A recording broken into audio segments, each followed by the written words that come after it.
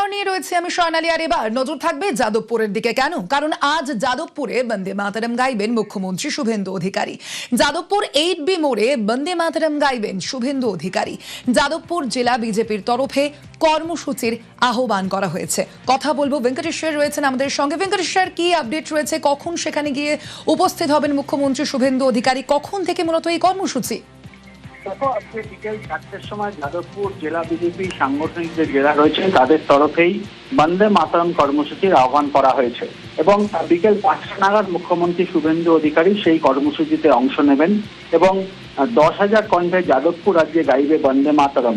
সেই কর্মসূচিতে আজকে উপস্থিত থাকবেন মুখ্যমন্ত্রী শুভেন্দু অধিকারী এবং সেই কর্মসূচিতে তিনি 10,000 কণ্ঠে বন্দে মাতরম গাওয়া হবে, তার সঙ্গে আজকে গলা মেলাবেন মুখ্যমন্ত্রী শুভেন্দু অধিকারীও। তুমি জানো যে কয়েকদিন আগেই শুভেন্দু অধিকারী জানিয়েছিলেন যে যাদবপুর বিশ্ববিদ্যালয়ে বন্দে মাতরম গাইতে দেওয়া হয় না, জাতীয় পতাকাও তুলতে দেওয়া হয় না, কিন্তু এবার যাদবপুর বিশ্ববিদ্যালয়ের কিছুটা দূরেই 8Bর কাছে সেখানে আজকে নির্দিষ্ট যে কর্মসূচি রয়েছে বন্দে মাতরম যে কর্মসূচি, সেই কর্মসূচিতেই অংশ নেবেন শুভেন্দু অধিকারী।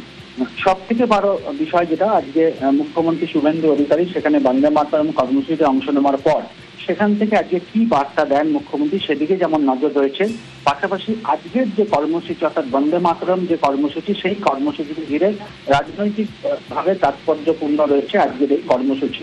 ইতিমধ্যেই মুখ্যমন্ত্রী শুভেন্দু অধিকারী বিকেল 5টার সময় তিনি যাবেন। তার আগে যে প্রস্তুতি, সেই প্রস্তুতিও শুরু হয়ে গিয়েছে যাদবপুর জেলা বিজেপি সাংগঠনিক জেলার তরফে এবং আজকে বিকেল 5টায় শুভেন্দু অধিকারী সেখানে তিনি উপস্থিত হবেন এবং সেখানে 10,000 কণ্ঠের সঙ্গে মুখ্যমন্ত্রী আজকে বন্দে মাতরম গাইবেন। ওকে। আর এর আগে যাদবপুরে এই বন্দে মাতরম কর্মসূচি নিয়ে 22শে আগস্ট মুখ্যমন্ত্রী কি বলেছিলেন? আমি রাখি পূর্ণিমার দিন প্রথম সকালবেলা ভবানীপুরে আসব, তারপরে তথ্য সংস্কৃতি এবং যুব কল্যাণ দপ্তর, ক্রীড়া দপ্তরের সরকারি প্রোগ্রাম অ্যাটেন্ড করব, আর বিকালে দক্ষিণ কলকাতা এবং যাদবপুর সাংগঠনিক জেলা ভারতীয় জনতা পার্টি তারা 10,000 কণ্ঠে বন্দে মাতরমের ব্যবস্থা করেছেন যাদবপুরে। ওই পূর্ণাঙ্গ বন্দে মাতরম গাওয়ার জন্য আমি থাকব। যাদবপুরে 10,000 কণ্ঠে বন্দে মাতরম। বিচ্ছিন্নতাবাদী শক্তিকে ঠেকাতে এই রাষ্ট্রবাদের পাঠ জানিয়েছেন দিলীপ ঘোষ। বন্দে মাতরমে অসুবিধা কি? প্রশ্ন রাজ্যের মন্ত্রী অগ্নিমিত্রা পালের। রাখি হচ্ছে বন্ধনের সবচেয়ে ভালো মাধ্যম, আর তার সঙ্গে বন্দে মাতরম। যাদবপুরে যে বিচ্ছিন্নতাবাদী মানসিকতা নিয়ে কিছু লোক কাজ করছে, বিচ্ছিন্নতা ছড়াচ্ছে, সেখানে আমার মনে হয় এই জন্য রাষ্ট্রবাদের বিশেষ প্রয়োজন আছে, আর সমাজকে এক করার জন্য রাখি হচ্ছে সবচেয়ে বড় মাধ্যম। তাই জোরদার রাখি বন্ধন হোক, জোরদার বন্দে মাতরম গায়ন হোক। বন্দে মাতরম তো আমাদের ভারতীয়, আমরা তো গর্ব করে গাওয়া উচিত। এখানে প্রবলেমটা কোথায়? যাদবপুর ইউনিভার্সিটি বা পশ্চিমবঙ্গকে এমনভাবে দেখানো হয়েছে পৃথিবীর সামনে যেন পশ্চিমবঙ্গ ভারতবর্ষের মধ্যে নয়, যেন যাদবপুর ইউনিভার্সিটিতে ভারতীয় ছেলেমেয়েরা পড়ে না। এখন নতুন সরকার আসার পর মাননীয় মুখ্যমন্ত্রীর নেতৃত্বে সেগুলো চেঞ্জ হবে এবং তাই আজকে হাজার হাজার মানুষকে নিয়ে মাননীয় মুখ্যমন্ত্রী সেখানে বন্দে মাতরম গাইতে গাইতে আজকে যাদবপুরের এই কর্মসূচি আমরা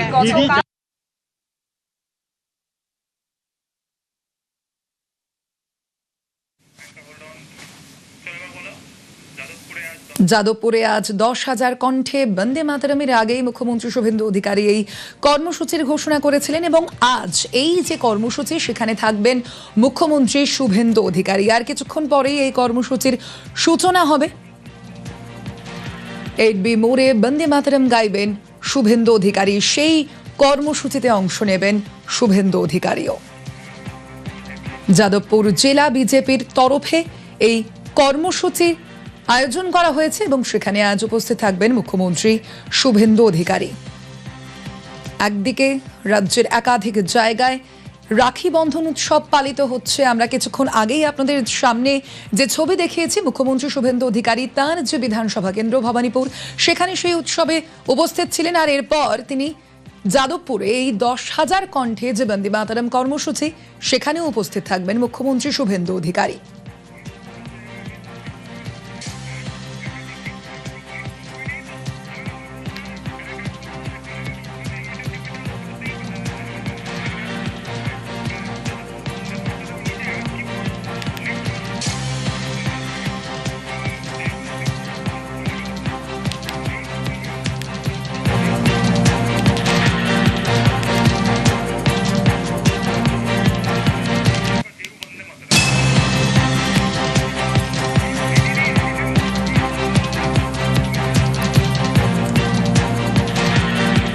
আজ যাদবপুরে বন্দে মাতরম গাইবেন রাজ্যের মুখ্যমন্ত্রী শুভেন্দু অধিকারী।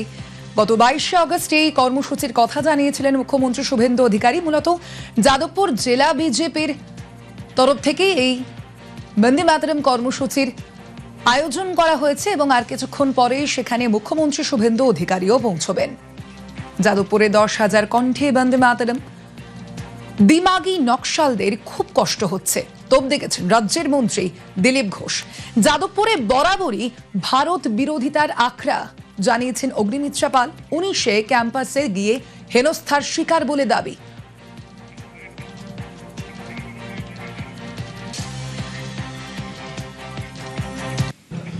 বন্দে মাতরম গাইতে আরম্ভ করেছে, যারা কোনোদিন গায়নি তারাই বন্দে মাতরম গেয়েছে, তাতে দিমাগি নকশানদের কষ্ট হচ্ছে। এটাই তো পরিবর্তন আমরা চাই। পশ্চিমবঙ্গ হচ্ছে রাষ্ট্রবাদের উত্থান, জাতীয়তাবাদের উত্থান এখান থেকে হয়েছে। ভারতবর্ষকে আমরা শিখিয়েছি, জাতীয়তা আন্দোলনের নেতৃত্ব দিয়েছি। আর সেখানে বিদেশি ভাবধারায় কেউ হয়ে জাতীয়তাবাদকে ক্ষুণ্ণ করবে, এটা তো হতে পারে না। সেজন্য যাদবপুর আর পশ্চিমবঙ্গ আবার ভারতকে নেতৃত্ব দেবে রাষ্ট্রবাদের মাধ্যমে। যাদবপুর সবসময় তো একটা ভারত বিরোধিতার সেন্টিমেন্ট তুলে ধরেছে। আমি যাদবপুরের প্রাক্তনী। আমি যখন ফ্রেশার্স ওয়েলকামে গেছিলাম 2019 সালে, সেখানে লেফট এবং আল্ট্রা লেফটের স্টুডেন্টসরা আমাকে লাঠি দিয়ে মেরেছিল। ঝান্ডার যে লাঠি হয় সেই লাঠিগুলো দিয়ে আমাকে বুকে মারা হয়েছিল। শাড়ি টাড়িও খুলে দেওয়ার চেষ্টা করা হয়েছিল। এই রকম একটা পরিবেশ থেকে বেরিয়ে আসতে চাই।